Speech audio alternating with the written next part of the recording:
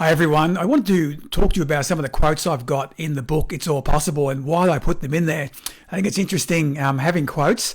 Sometimes people put them random quotes in there from famous people and they kind of relate to a topic, but each of the quotes I put in It's All Possible had special meaning to me, and I want to explain why they were there. And the first one, so I'm taking them right from the top, is from Stevie Nicks. And it's a great quote from Stevie Nicks from Fleetwood Mac, as many people would know her from. But the reason I use Stevie Nicks was because of this quote. In fact, that she says, my life is a testament to believing that if you want something, you can make it happen. I think what you just have to tell people is it's all possible. And I'd actually come up with the name of the book before I'd read that quote from Stevie Nicks, but I was so certain on the name of the book after I read it. So thanks, Stevie, for making that the quote. But the reason I use Stevie Nicks in there is because she has an amazing growth mindset.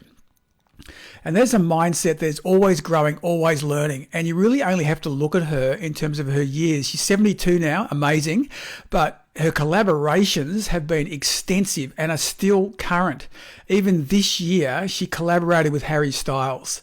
In more recent years, Lana Del Rey, going right back to originally where she got connected with Fleetwood Mac, right through to collaborations with Tom Petty, Don Henley, and a number of others. That she's always collaborated and worked with other people. And to me, that shows someone who isn't just sitting on her laurels, isn't resting and raking the money in, but someone who wants to continually learn and grow and challenge herself.